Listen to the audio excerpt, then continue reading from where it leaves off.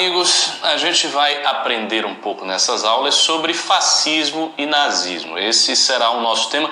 Por isso, aliás, que eu estou aqui sob os auspícios de Mussolini e de Hitler.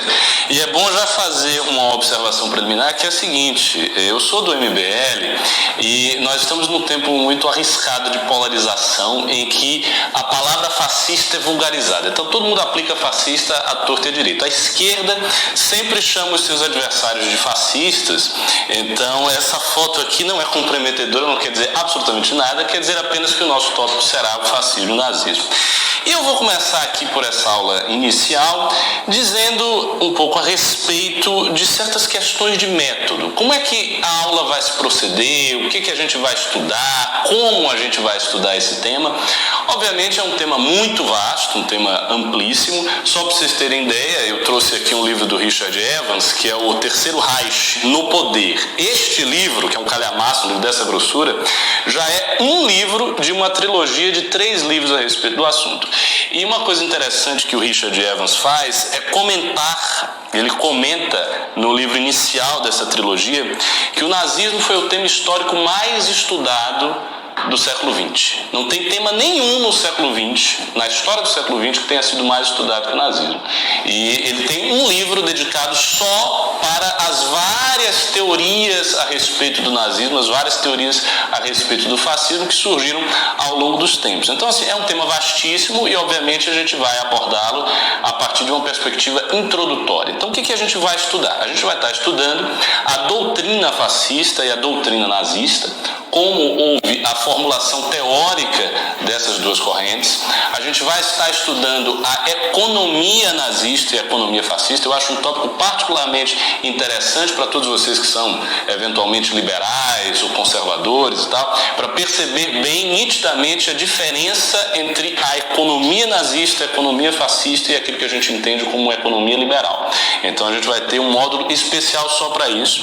Vamos estudar a realidade do Estado, como é que se configurava a administração pública, como é que se configurava o Estado, o ordenamento jurídico do nazismo e do fascismo, e por que as peculiaridades desse ordenamento fizeram com que fosse possível se edificar uma ditadura pessoal tão poderosa e tão autoritária quanto a ditadura de Hitler e de Mussolini. E vamos estudar também o processo, a trajetória de ascensão do fascismo e do nazismo. Como é que eles assumiram o poder, como é que eles exerceram o poder. Então é basicamente esse o esquema das aulas que a gente vai dar aqui a respeito deste assunto. Mas antes de entrar na primeira aula mais substantiva, eu gostaria de falar um pouco a respeito dos motivos pelos quais a gente deve estudar esse assunto. Bom, o primeiro motivo que a gente pode estar levantando, e esse é um motivo universal para estudar qualquer coisa, é a curiosidade intelectual. Simplesmente alguém é curioso e gosta do assunto, né? Assistiu um filme sobre o nazismo, viu a lista de Schindler, ou acha interessante a Segunda Guerra Mundial. Eu confesso que eu conheço vários amigos que são interessadíssimos na Segunda Guerra Mundial, estudam tudo sobre a Segunda Guerra Mundial. São pessoas que têm um fascínio sobre história militar e estudam Segunda Guerra Mundial por curiosidade intelectual. Então, o primeiro motivo para você estudar qualquer assunto é a curiosidade intelectual. Mas não é só ele. Eu acho que existem outros motivos mais fortes e mais pragmáticos para a gente estar estudando este assunto. O primeiro motivo é a própria polêmica que toda hora a gente vê acontecer no campo da esquerda e da direita. E a polêmica pode ser explicada da seguinte maneira: é o famoso argumentum ad Hitlerum. Então qualquer coisa que você faça, tem sempre um cidadão para dizer: não, mas veja bem, Hitler pensava desse jeito. Se você argumentar desse jeito, você vai cair no holocausto. Então o sujeito, sei lá, é um vegetariano. Não, eu sou vegetariano porque eu acho que é melhor ser vegetariano, respeitar os animais, não sei o quê. Alguém diz: mas Hitler era vegetariano e matou os judeus. Então toda hora a figura de Hitler é invocada nas discussões populares, e isso se deve ao fato de que o nazismo meio que se tornou a encarnação suprema do mal histórico. Então, se a gente pensa em algo especialmente malévolo, especialmente terrível na história, quase sempre a primeira ideia que nos vem à mente é o nazismo. O Holocausto, tudo o que aconteceu sob o nazismo, marcou muito a consciência histórica do século XX e do século XXI inteiro, mais até, por exemplo, do que horrores comparáveis que ocorreram nos regimes comunistas. A gente tem plena consciência que os regimes comunistas mataram muita gente, inclusive mataram mais gente que o nazismo, mas acaba que a imagem do grande horror se torna mais a imagem nazista do que a imagem comunista. Então, um dos motivos é entender por que é assim. E as polêmicas que envolvem a direita e a esquerda a respeito de nazismo, geralmente resvalam para a seguinte coisa. A direita tenta empurrar o nazismo para a esquerda, tenta dizer, olha, o nazismo foi um fenômeno de esquerda, Hitler era de esquerda, a gente pode interpretar o nazismo e aproximá-lo do socialismo. Geralmente é essa a interpretação que a direita dá e ele vai empurrando o nazismo para a esquerda. E a esquerda faz exatamente o inverso. A esquerda vai dizer, não, o nazismo é um movimento de extrema direita. Então existe muita briga quanto à tipologia política do fenômeno e, em geral, essa briga é muito pobre, porque as pessoas estão muito mais preocupadas em empurrar o fenômeno para o seu adversário do que efetivamente explicá-lo. Então, um dos objetivos dessas aulas é explicar o fenômeno, é tentar, dar 3 passos para trás dessa disputa tipológica e não, vamos explicar o fenômeno, vamos entender exatamente em detalhes o que foi a economia nazista, o que foi a configuração do Estado nazista, o que era a doutrina nazista, a doutrina fascista, e daí as inferências tipológicas, ou seja, a questão da classificação, se ele é de direita, se ele é de esquerda, se ele é uma terceira via, etc., decorrem do conhecimento do objeto e não do desejo de empurrar o objeto como se fosse uma etiqueta, uma pecha negativa contra o seu adversário. O segundo motivo que me parece também muito relevante para estudar esse assunto é o seguinte, é compreender a nossa ordem social. Por que estudar nazismo e fascismo é tão importante para compreender a nossa ordem social? Veja bem, a nossa ordem social, ela foi criada no consenso, a partir do consenso dos aliados. E existem alguns episódios célebres disso aí que se tornam marcos criadores da ordem em que nós vivemos. Por exemplo, a Conferência de Bretton Woods, que ocorreu em 1944. Então, nessa Conferência de Bretton Woods, se lançou mão de diversos alicerces para a nossa ordem política e social. Por exemplo, o Fundo Monetário Internacional, a Organização das Nações Unidas, o Banco Mundial, um certo consenso a respeito do direito internacional, tudo acabou derivando disso aí. E qual é o detalhe? Isto derivou justamente da vitória que o Ocidente livre, representado sobretudo pela Inglaterra e pelos Estados Unidos, tiveram sobre os grandes desafiantes que foram o fascismo e o nazismo. É bem verdade que o terceiro grande desafiante da democracia liberal se manteve vivo, que foi o comunismo, e que venceu a guerra junto por uma questão política. O Hitler acabou invadindo a União Soviética, e a União Soviética então entrou junto com os aliados na Segunda Guerra Mundial e acabou conseguindo conquistar os louros dessa vitória junto com o Ocidente e se tornou o terceiro grande desafiador da ordem social liberal. E se manteve assim até a queda do Muro de Berlim em 1989. Então, o que nós vemos bem claramente no século XX? O século XX teve 3 grandes desafiantes à democracia liberal, à democracia representativa, a esse consenso político que nós temos. Quais foram? O fascismo original italiano e os vários desdobramentos na Espanha, em Portugal, na Áustria, o nazismo, que é um fenômeno muito peculiar da Alemanha.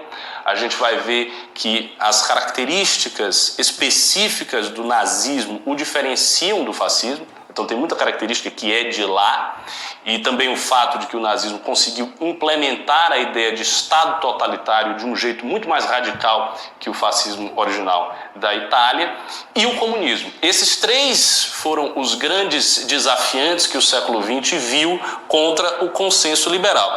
E aqui eu falei em consenso liberal, e talvez alguns liberais mais doutrinários discordem de mim quando eu falo que essa ordem pós-45 é uma ordem liberal. Porque um argumento que se pode levantar a respeito disso é dizer, olha, não é bem assim, não é liberal. Porque todas essas instituições são instituições centralizadas, que de alguma maneira uniformizam tudo. Então, você falar, por exemplo, num banco mundial, isso é uma coisa antiliberal. Ok, e eu concedo que de fato é assim. Mas, por outro lado, a gente tem que entender que do ponto de vista da filosofia política, do ponto de vista do sistema de governo, do ponto de vista da forma de governo, a gente tem um consenso democrático que vigora no mundo inteiro. E é isso que eu estou falando, de que esse consenso está de pé, esse consenso está vivo. E ele foi desafiado pelo fascismo e pelo nazismo. Portanto, entender o fascismo e o nazismo é também entender por que a nossa ordem é do jeito que ela é. É você ter clareza a respeito da ordem em que nós estamos. E aí vem um detalhe muito interessante. Em 1992, portanto, apenas 3 anos após a queda do Muro de Berlim, o Francis Fukuyama lançou um livro muito famoso, um livro extremamente famoso. Se você não leu esse livro, por favor, leia, porque é um dos clássicos da ciência e da análise política, cujo título é End of History and the Last Man, né? O fim da história e o último homem. É um título bastante forte, né? E ele já começa no próprio título dizendo o fim da história. E o que o Fukuyama quer dizer com a expressão fim da história? Será que ele quer dizer que nós caímos na eternidade, que não há mais fatos históricos, que não há mais nada acontecendo no tempo, que a história parou, que ela chegou a uma espécie de equanimidade, de estabilidade absoluta? Não. O Fukuyama não quer dizer isso. Mas o Fukuyama tinha uma ideia de fim da história. Então o que ele quer dizer por fim da história nesse livro que foi publicado em 1992? O que ele quer dizer é o seguinte: ele diz que os grandes desafiantes da democracia liberal, os desafiantes ideológicos, morreram, foram vencidos. Então o fascismo foi vencido e sobrevive apenas como movimentos neofascistas, de pequena expressão, como nada que realmente desafie a ordem democrática global, né? A gente, pelo menos até agora, a gente não tem a visualização desse desafio premente, né? E o comunismo também foi derrotado com a queda do Muro de Berlim em 89 e com as reformas de Gorbachev, a perestroika e a glasnost. Quando isso acontece, o que Fukuyama vai dizer?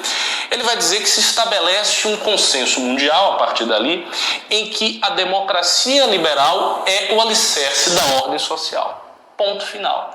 Então, qualquer coisa que haja na história depois disto será simplesmente um desdobramento da democracia liberal. E as ditaduras ainda existentes, porque existem ditaduras ainda, e na época de Fukuyama também existiam ditaduras, as ditaduras existentes, elas se esforçarão por se justificar ideologicamente à luz de pressupostos democráticos, e não simplesmente como desafiantes ideológicos capazes de abalar a estrutura democrática. Segundo ele, isso não vai acontecer.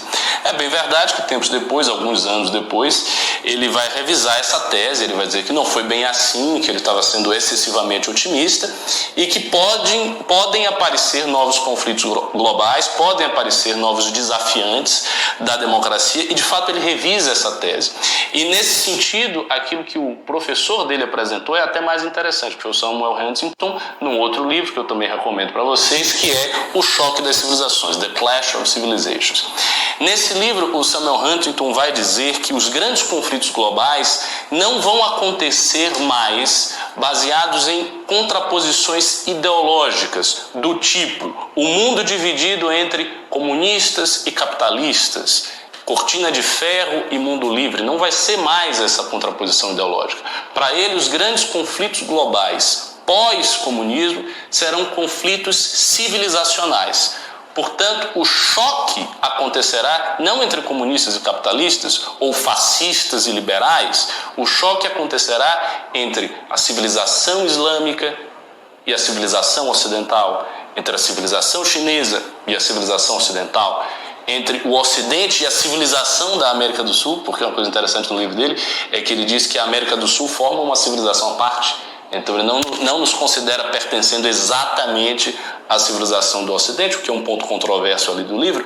O fato é o seguinte, que existe uma intuição por parte do Samuel Huntington que os conflitos globais podem continuar a aparecer, podem continuar a existir. E aí vem o meu terceiro ponto aqui. Qual a importância de entender fascismo e nazismo? A importância de entender é para a gente compreender o que foi um conflito global de pensamentos, um conflito de uma ideologia que não era democrática e da democracia, e o que talvez sejam os próximos conflitos, mesmo com uma natureza diversa. Isso a gente vai estar vendo aí nas próximas décadas. Por fim, cabe mencionar a emergência da China, né? Então, esse consenso democrático também que a gente tem está sendo hoje meio que abalado pela presença da China. A China hoje já é o maior parque industrial do mundo, já é o maior PIB industrial do mundo, segunda maior economia do mundo, e a gente não consegue sequer entender direito qual é a natureza do regime chinês. Porque se a gente for falar, não, a China é comunista, é exatamente o comunista? Veja, a China hoje não funciona como a União Soviética na época da coletivização da agricultura de Estado. É bem diferente.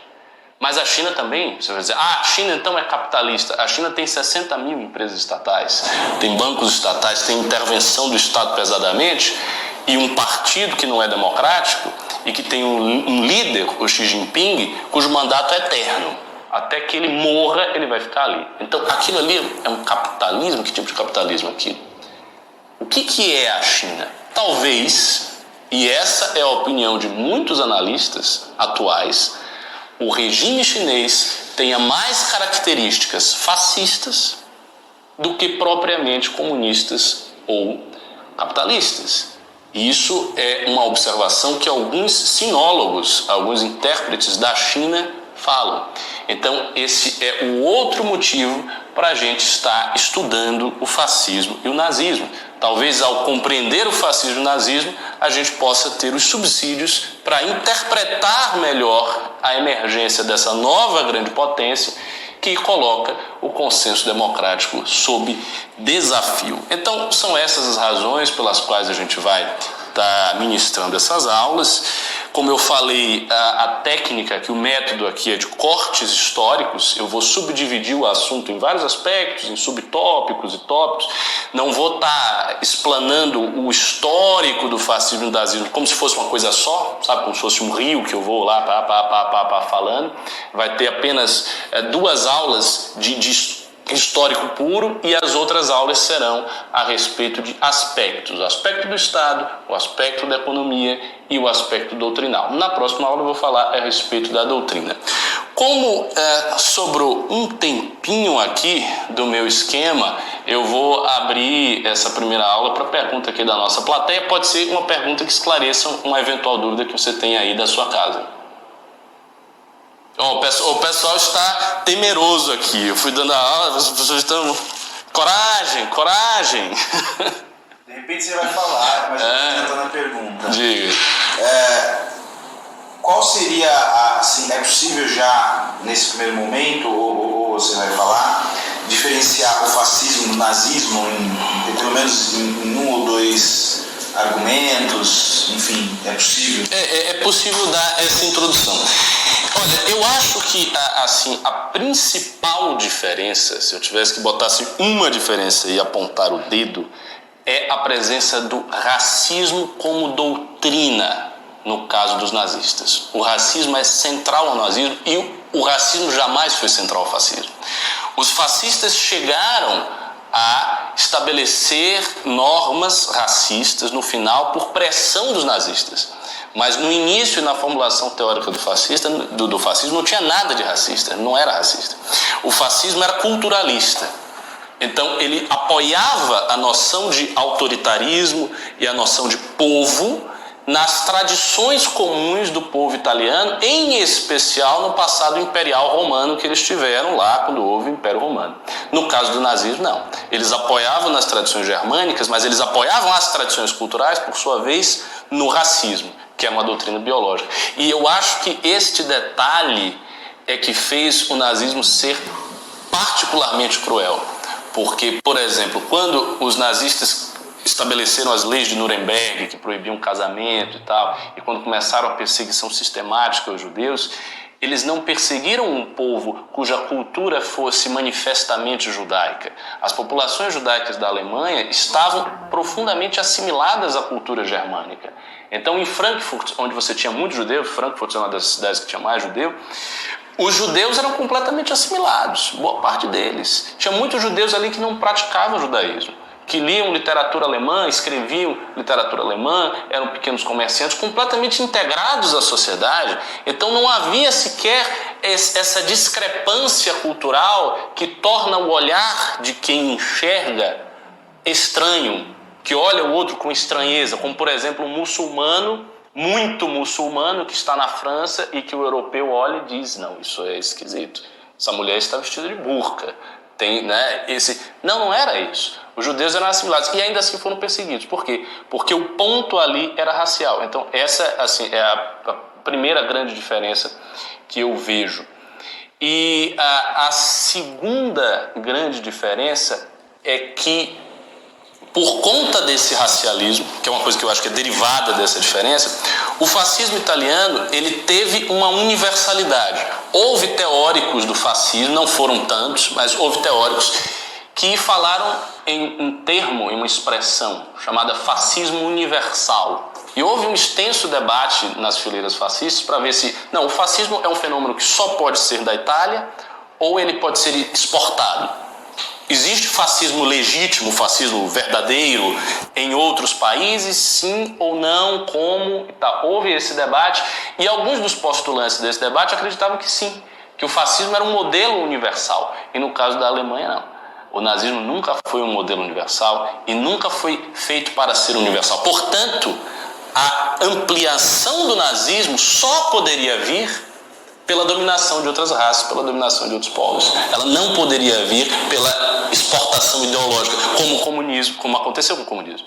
Então, tecnicamente, você poderia ter vários países comunistas que não eram colonizados por um outro país. Por exemplo, na China, a Revolução de 49 de Mao Tse-tung aconteceu meio que independente de Moscou. Inclusive, Moscou nem achava que a Revolução ia acontecer. Eles tinham ceticismo em relação à capacidade do Partido Comunista Chinês de fazer a Revolução, mas aconteceu.